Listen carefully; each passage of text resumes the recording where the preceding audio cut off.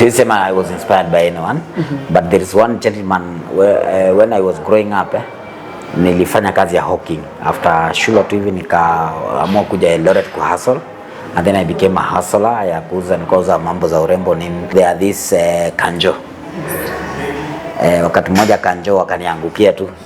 Nimetoka tu kuuza vitu zangu, nikakutana nao kwa street, wakanishika nikapelekwa kule korokoroni. Nikapelekwa kule kotini. Nikafainiwa 1,000 shillings.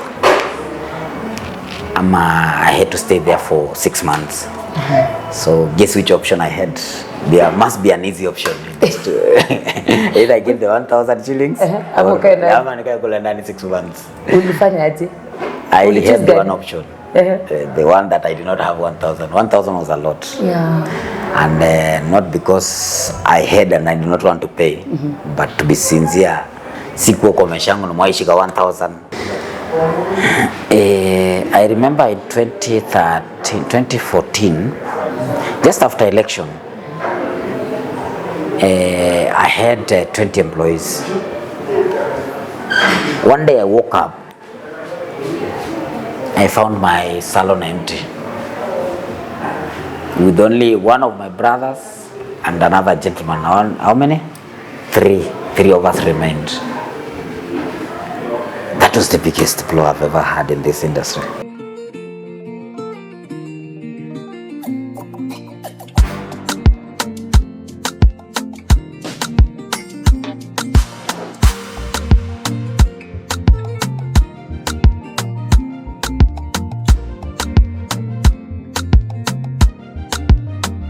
Only on the beat. Hi good people, this is the 𝗀𝗙𝗏𝗀 show, a very beautiful show which will be hosted by the one and only Lydia Kamano. And this is a show where we'll be doing interviews, people with stories that change life, to some of you, to most of you. So stay tuned to this amazing channel so that we can inspire someone, so that we can teach before we expire. Bye-bye.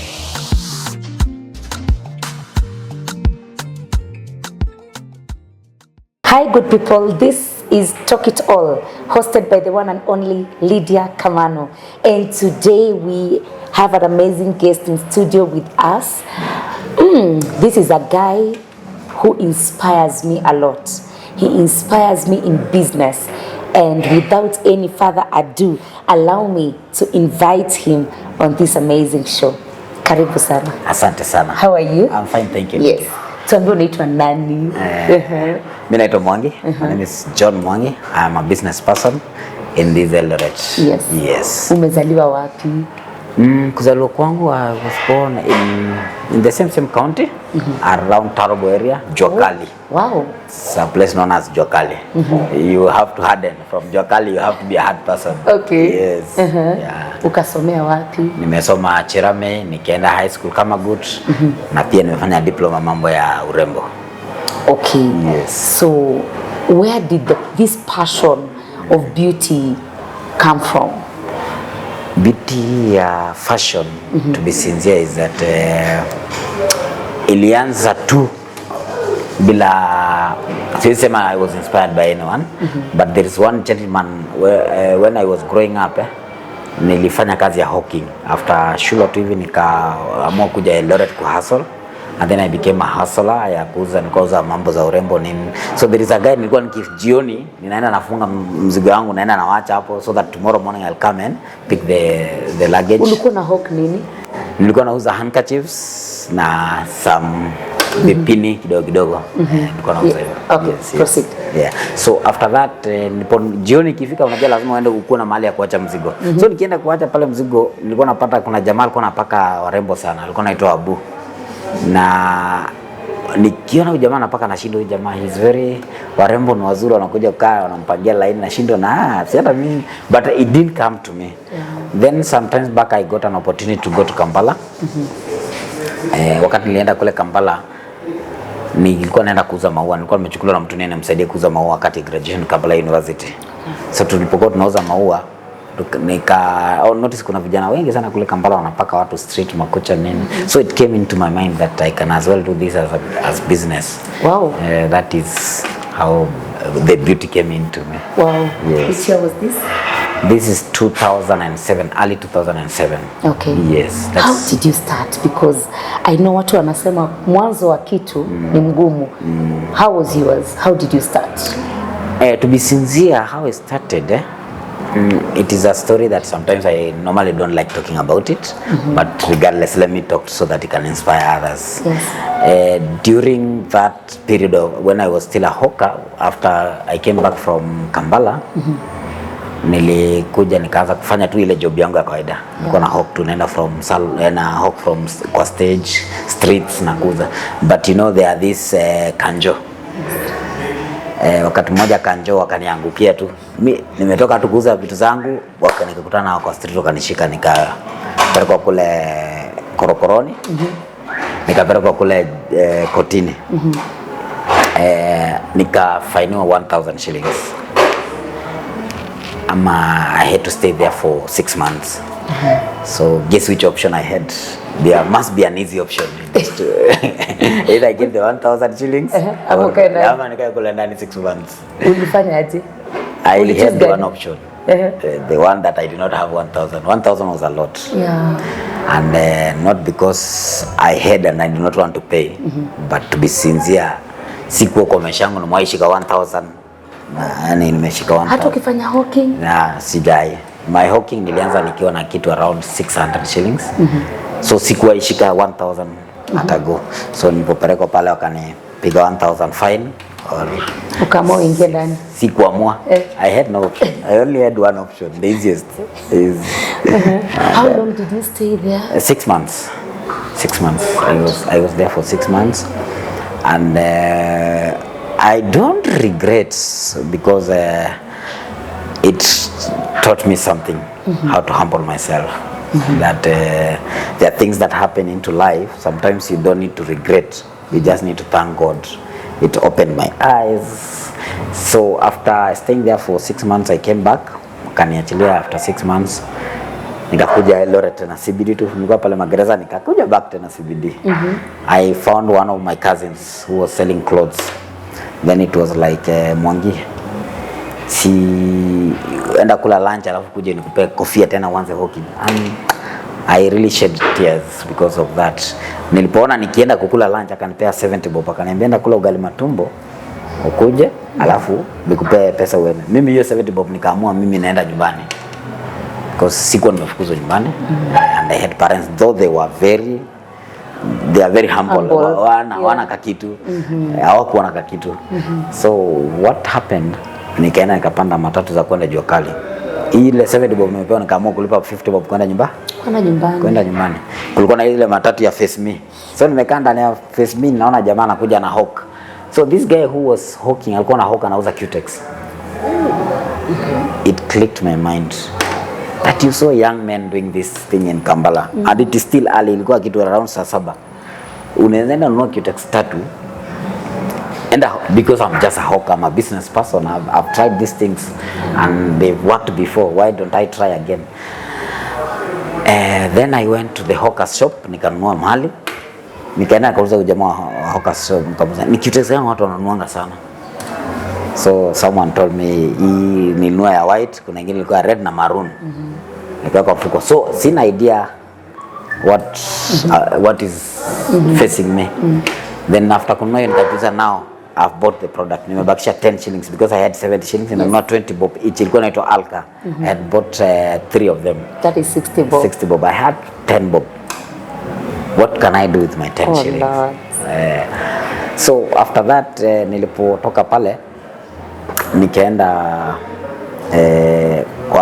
kuna bar moja nilikuwa napenda kuuza sana, nilikuwa na marafiki zangu sana hapo, walikuwa wananipenda, nikiwapelekea my earrings, handkerchiefs nini.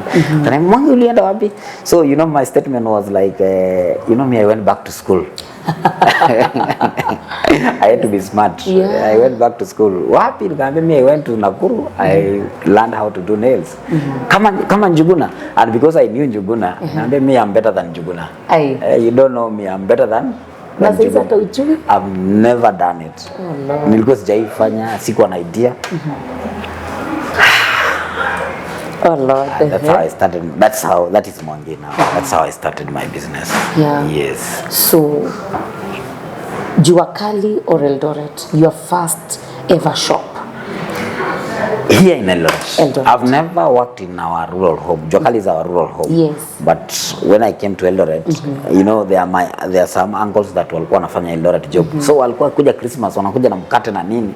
I was like, hata sisi one day we will go and bring breads. Yes. So that's how I started. Yeah. So nilipokuja Eldoret nikaanza tu biashara. Those are the struggles that nilianza nazo. And here I am today. Wow. Yes.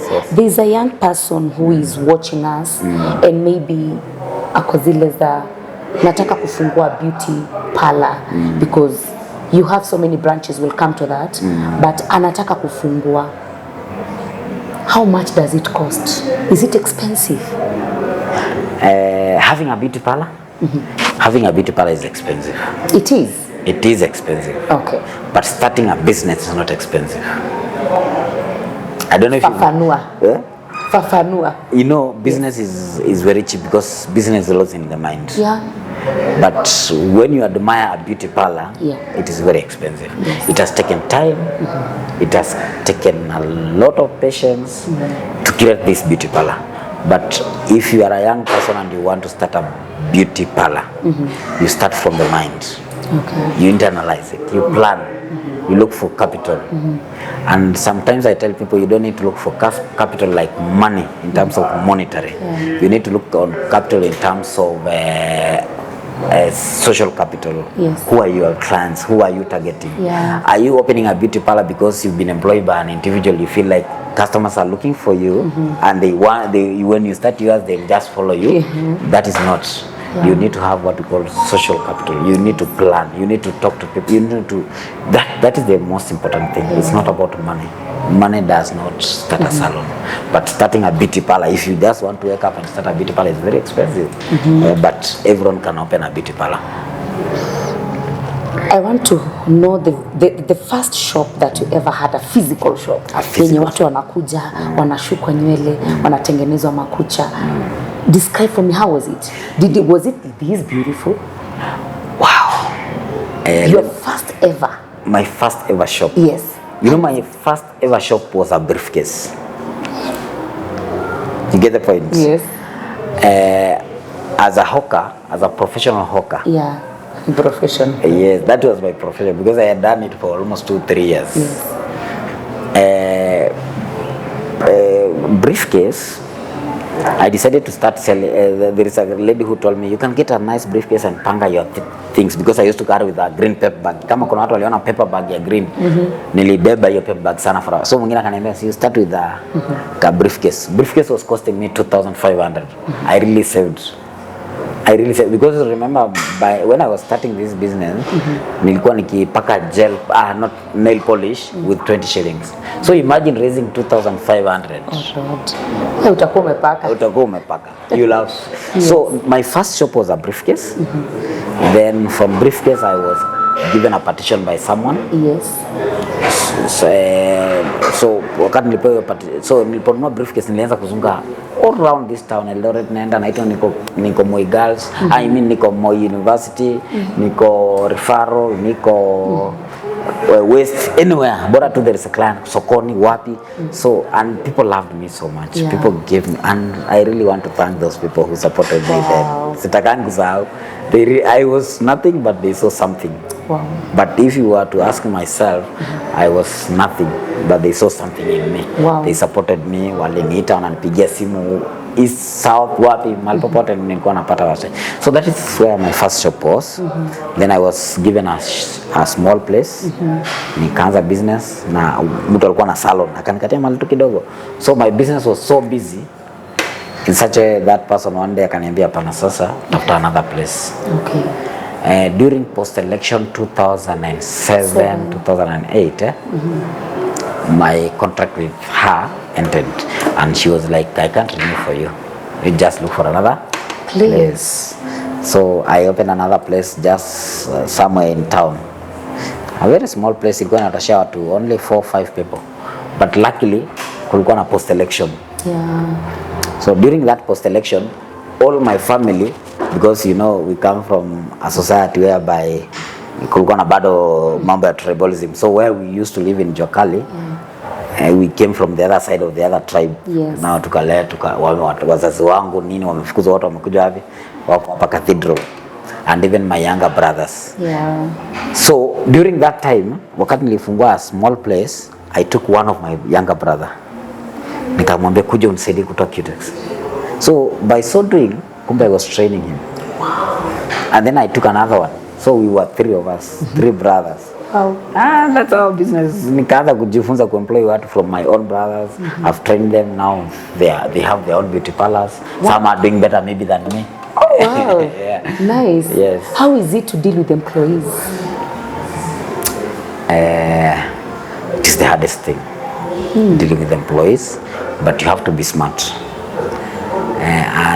The only thing that is hard to deal with employees, everyone comes from a different society. They come from different backgrounds. And those backgrounds, sometimes the others are Christians, others have never gone to church, others come in this industry because they are failures. You know, because your parents ameona huyu jamaa ameanguka KCSE hawezi kuwa daktari, acha kuja. So it is very it's hard, but either way we still manage. How do you strike a balance to manage everybody's personalities, because you have 3 branches? I don't know how you do it. You can imagine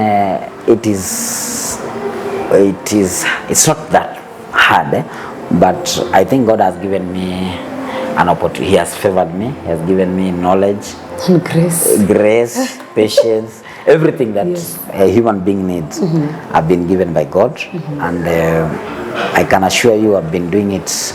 Though I don't know how, I cannot tell you how, but I've been doing it. Either way, I've been doing it. Sometimes inakuwa mlima sana mpaka unajiuliza now, what will I do next? But somehow something comes up, and you just manage and you make it. Yeah. How many branches now do you have? As a company or as an individual? No. The company. The company. The company has 3 branches. 3 For branches. beauty salons, we have 3 branches. And we also have a school, a beauty school. Yeah. We also have a cosmetic shop.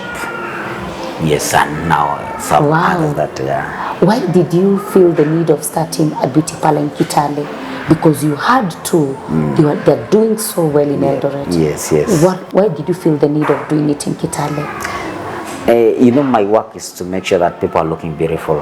When someone is looking beautiful, you've enhanced their confidence. Exactly. And I also realized that Kitale is a growing town. Yeah. They are very young beauty girls and men who they just want to look good. Yeah. And Kitale is a town that has been forgotten. Then I decided, why not? Let me take that risk. And by sure, since I started working there, I'm saying Kitale is changing. Wow. And even people are coming. People are having confidence in opening businesses in Kitale. Wow. Yeah, you know, it is not about money. It's not about how much I make. Yeah. It's not about how many branches I have. It's about, do I inspire someone? If I can inspire your business to start a business in Kitale, because all of us we are too congested in CBDs like Nakuru, Nairobi, Eldoret.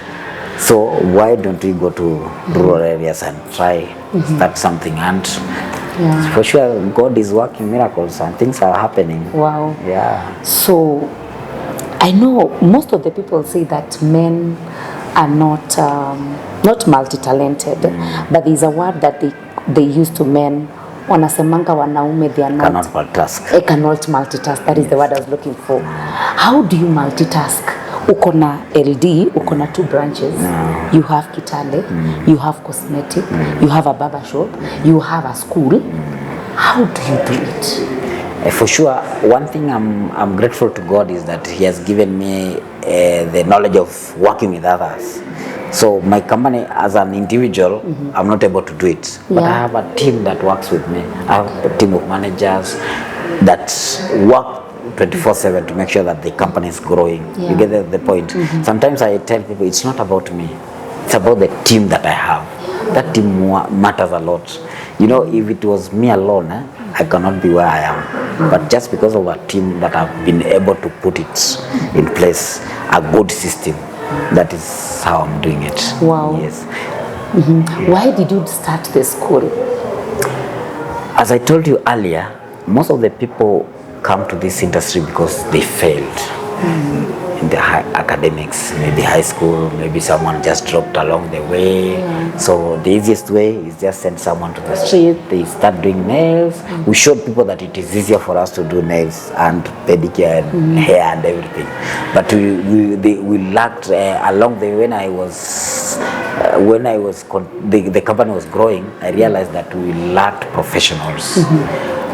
We lacked people who understand the reason why we have a beauty parlor. Is not, beauty parlor is a place where you go to relax. Yes. You go to unwind. Yes. You go to feel home. You get the point? Yes. But now, because most of the people who used to come, Yes. so he doesn't understand professionalism. The reason why we started a little beauty college is to empower, to give them knowledge, to show them that now, as a beautician, it's just a profession like any other profession. It's just like being a doctor, just being like being a teacher.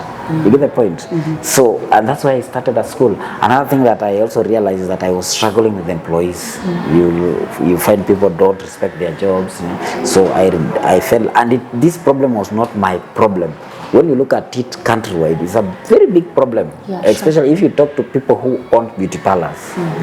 The biggest problem is the biggest challenge we have is in terms of manpower, employees, and that's where we get a lot of challenges. You'll employ someone today, someone feels so sweet, tomorrow he doesn't want to work. It's a big problem. But now the solution is, we are getting a solution from now, starting a school. We are trying to bring up people who want to do the right thing.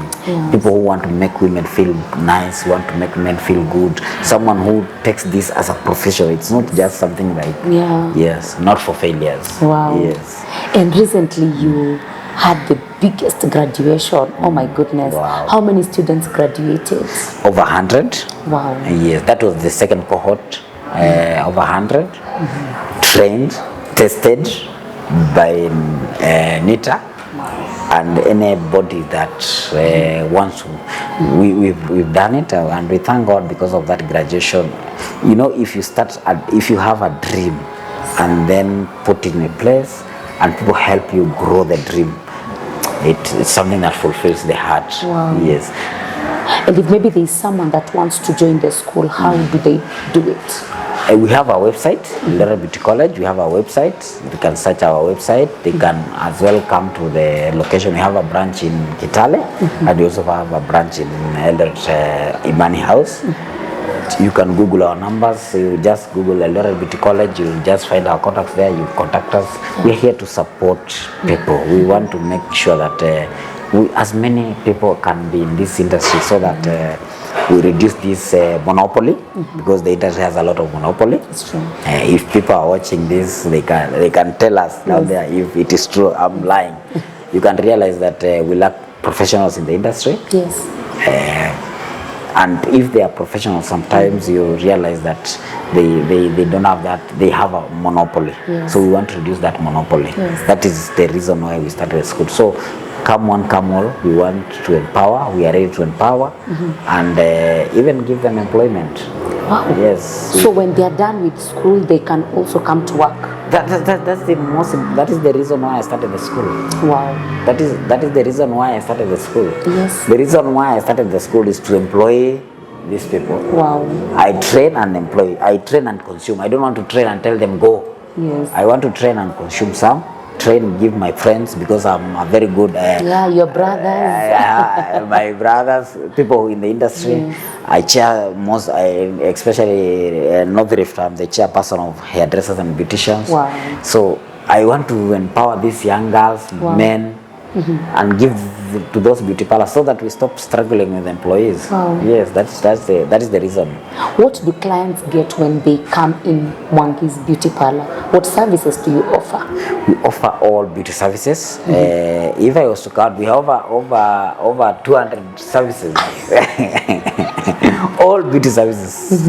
Our top, the reason why I'm known is nails. Nails, yeah, people know you for nails. That was where I started. Salon, anything to do with hair. Barbering, anything to do with barbering, and many other services, just to make sure that massage. In fact, we are the best right now. I can assure you that try our 𝗵𝗵𝗹𝗺 branch for waxing. We have best people there. Try Kuna professionals. Yes, professionals. Najua sisi kama ladies tunaogopa tukileta wazee wakuje wanyolewe. Kwanza nataka uniambie kuhusu hiyo kitu. When men come and get shaved in Mwangi's beauty or whatever, the barber shop, then wanakandwa. Mnatufanya tunafeel type of a way. Talk to me about that. If there is one person that has been neglected, is a man. Yes. Sometimes men tunafanya kazi sana and even nobody even at home appreciates you. You get the point. Yes. Sometimes you people appreciate us, but more often it's not even appreciating us. You're jealous of us. You get the point. So I'm dealing with my family at home. I come to work, I deal with employees, I deal with loans, I deal with 𝗀𝗃, I deal with everything. You get the point. Now, when it is my time, and when you do a research, most of these men, when they come to the barber shop, when they are being shaved, you realize they relax and sleep. 90%. If I'm lying, they can tell us. Mwangi assure us as women that you have professionals. Yes. When no, yes, our men to you. Yes. In fact, men need to come to the barber shop and relax. The barber shop that we have today, barber shop, is a professional barber shop. Serious? Yeah, that can assure you. Wanapiga massage kabisa. There's no problem. Even women mnakuja kwa salon na tunapiga massage. Just allow men also to relax. Allow men to relax. Amaje men relax.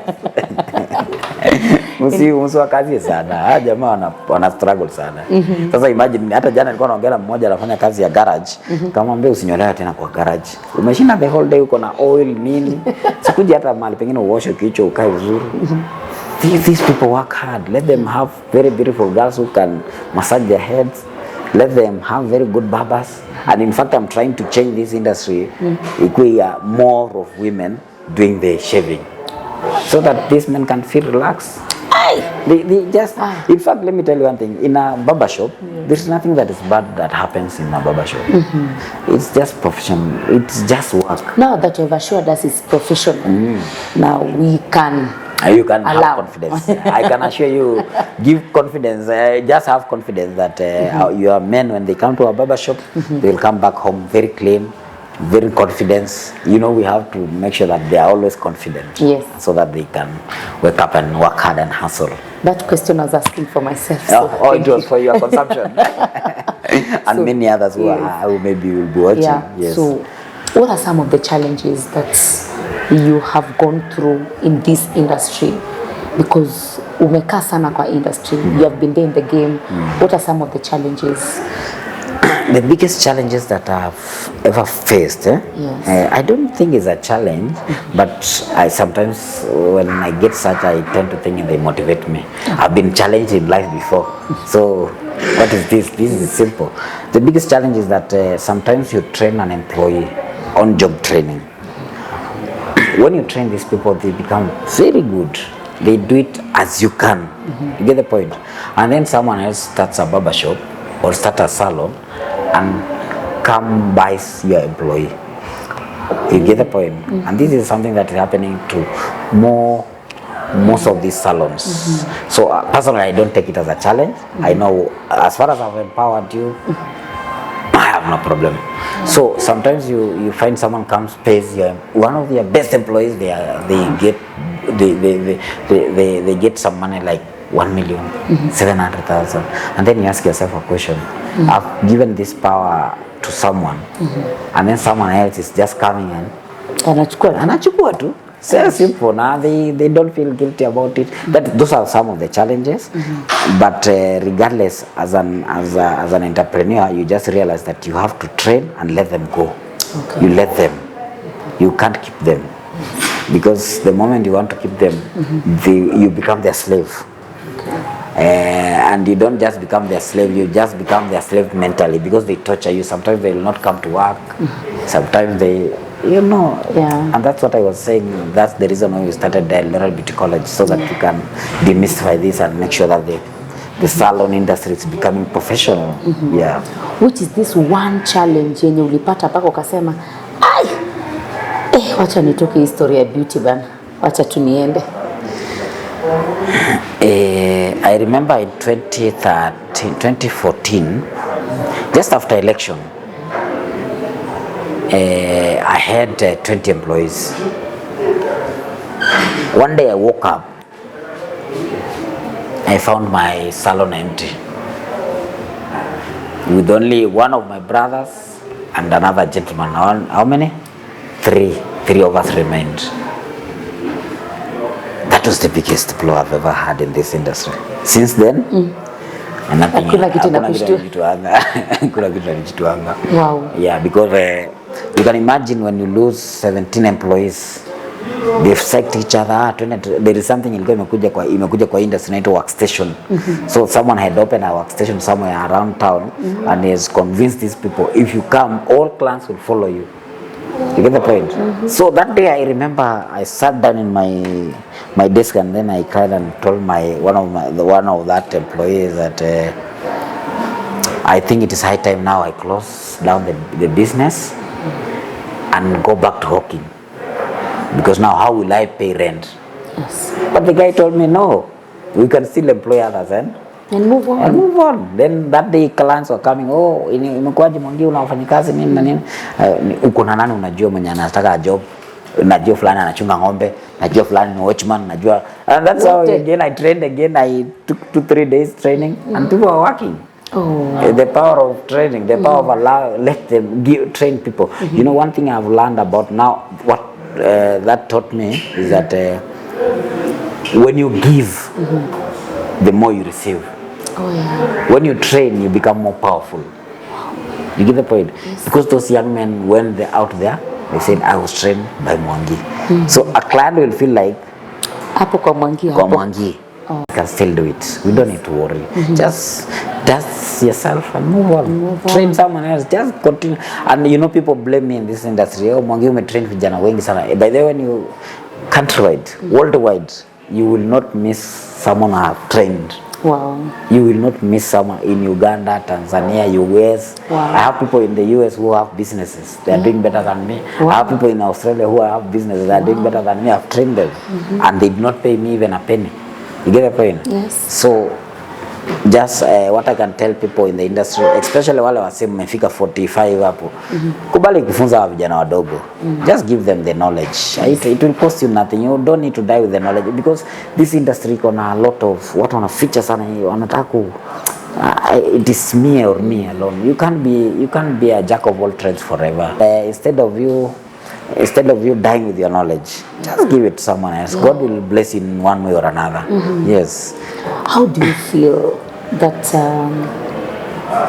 you put food on so many families' table, because these employees depend on you? How do you feel? The feeling itself, I'm always happy. In fact, the reason why I wake up every day to come and work, it is not me, because what I already have, I can eat and live. But I wake up every day to make sure that these young people who have been promised jobs by the government, that the government cannot give them jobs. You know, the government is telling you, like now I was looking at it, that makes me very happy. Making sure that people have somewhere to work. Sometimes they make you feel so bad, but either way you have to make it. You wake up, train them, show them the way, lead, you become the leader. So that is what motivates me every day, making sure. Like now, the other day I was looking at the government aspect of it. They are training many people, technical schools. They've opened technical schools for even beauty and what have you. But now I'm asking myself, after training these people, where are they going? You get the point? Yes. The government has not been very smart. Come to the beauty industry. Yes. Engage us. You see, they need to come and engage people who are in the industry. Yes. You get the point? So that when these kids are trained there, we're able to absorb these people easily, because you get people are being trained there. When someone comes to the beauty parlor, he gets surprised even seeing a dryer. you like, so umetoka shule. Hey, umetoka shule, you're supposed to attend the client. Yes. So those are the reasons why I wake up every day knowing that even if we depend on the government, the government is not doing the right thing. Yeah, and even the government itself, I tend to think they don't even understand what they are doing. They are trying, but to be sincere, but they still have got a long way to go. They need to engage people in the industry, the people who have been in the industry for a while, so that when you produce someone who is whole, who can come and start their own businesses. Yes. So you see, when you get someone from the technical school, they come, they will struggle like 5-6 years before making it. So I tend to think we need to be truthful to the society. And though I have no problem with the government training people, let them be trained, but we will help them. Me personally, I get someone, I train, I help them, they move. Wanasonga. That makes me happy. Mwangi, ushaiyoshwa do? Is there a client ushaimfanyia service na akakosa kukulipa? Wengi sana. Serious? Wengi sana. And they will still come back. I will still call them, look for them. I come, serve them, and they'll pay me then. But ile ya kwanza wameniosha, wamejifanya hawakuona wameniosha, I have no problem. They behave like wamesahau, but it is well. More often than not, it has happened. It is some of the challenges. Most of the people say that you're very expensive. Ukienda kwa Mwangi ako expe, hatuwezi bei. I can agree with you. It's right now someone to get money to come to the salon. I can understand the pinch. But you know, at the end of the day, there is what we call return on investment. When there is I want you to do an analysis at every end month of between tarehe moja na tarehe 10 of every month. I want you to visit 10 salons this month. Do your analogy, do your statistics. Some of the salons utapata leo wamekatiwa maji. Okay? Sure. Kesho utapata zile salon amezimua stima. Utapata ule salonist amefungua rent. Utapata leo either mmoja akona challenge ya maji, they don't talk, they need to talk.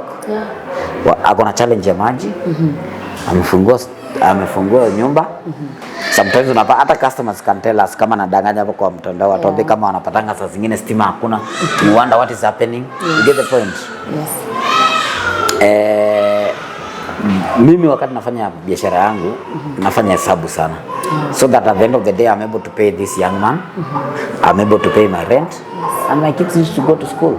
So I'm not expensive. It's only that I've done my math. Nimejua if I charge you something for 500, it is worth 500.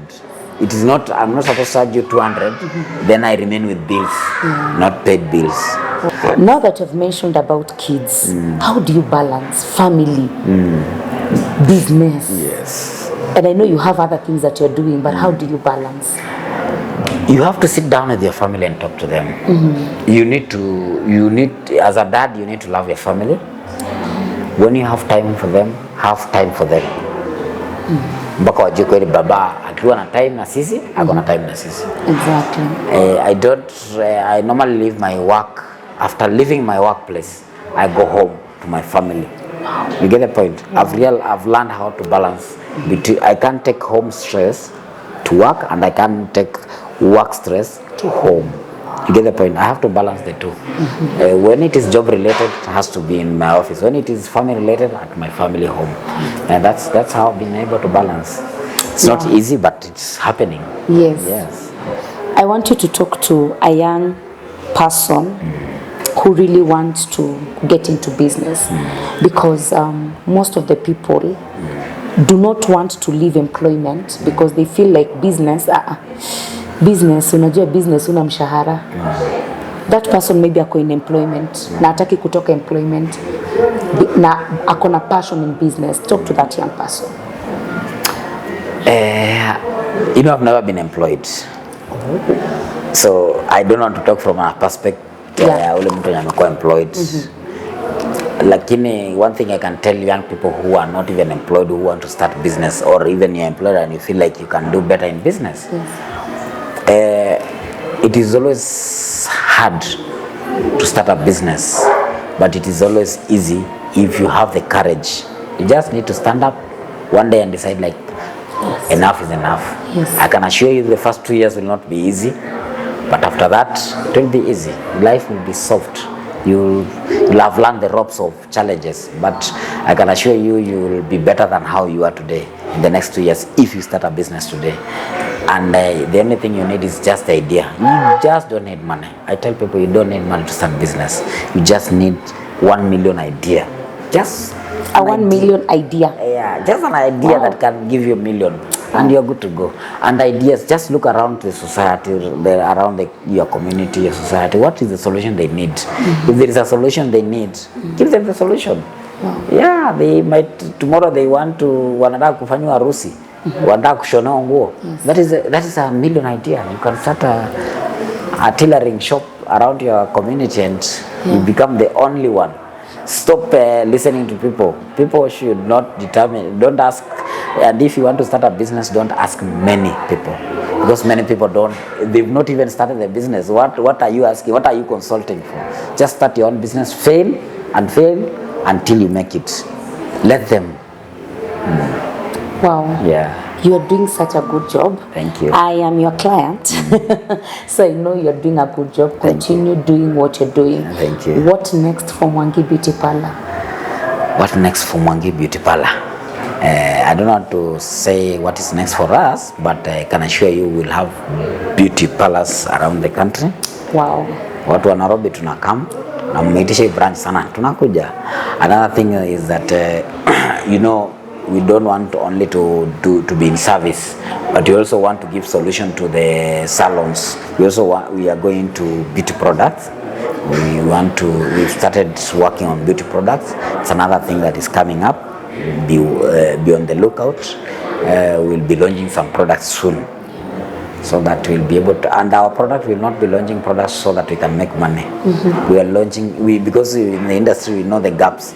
We want to fill the gaps. The reason we also have a cosmetic shop, we don't have a cosmetic shop to sell products, but to bridge the gaps. So things that a beautician needs a certain thing, and ambaye kitu mpaka ipatikane kutoka China mpaka itoke US. That is what we are trying to bridge. We are just not opening a salon or we're starting products. We want to give solutions to the salons and also these students that we are training. You know, we can't train someone and send them to the bush and you've not given them what do you call it? You've not given them something that they can clear the bush with. So we want them to clear the bush. Wow. Yes. Okay, thank you so much for having us. Thank you. Thank you for this amazing interview. Thank you. Maybe do you feel that there's something you wanted to talk to people and maybe you didn't manage to talk, as you were saying? Of course, as a beauty person, I'll have to market my business. I have to market my business. Go on. I like to tell people that we are located at 𝗃𝗵𝗡 Mall, 2nd floor in Eldoret. We also have a branch in 𝗀𝐻𝐵𝗐𝐻𝐿 Street, 2nd floor near. We are on top of 𝐕𝐈𝐒 Bank. If you know where the 𝐕𝐈𝐒 Bank are, along 𝗀𝐻𝐵𝗐𝐻𝐿 Street, we are on top of it. And in Kitale, we are at Ambore House. Try Mwangi's Beauty Parlour, you will not regret. And also follow us on Instagram, TikTok, all our platform pages as Mwangiz with a Z. Mwangiz, always remember, is Mwangiz with a Z. Follow us, come visit us, just come. We can because I also mentor people in businesses. If you're a young person, you want to be mentored, you can just book through our office in CBD, and then we'll book a session with you. We'll mentor you. Though we'll pay a small fee, but I can assure you, you will not be the same person again. Just come, sit down, we talk about this. We talk about business. I talk more business, nothing personal. Business. I can advise you in business. Yes. Thank you so much. Thank you for having us. Thank you. God bless you. You're doing such an amazing job. Asante. Looking forward nikuje tena nitengenezwe tena nywele because we are among the best clients, loyal. Thank you. And thank you for yes, that. Thank you so much. Asante sana. God bless you. Be blessed too. Okay. Thank you for your time. Thank you. Situpige picha moja hapo nje. Sawa. Okay. Sawa, mjasema interview ilikuwaje? Ilikuwa smart. Ilikuwa smart.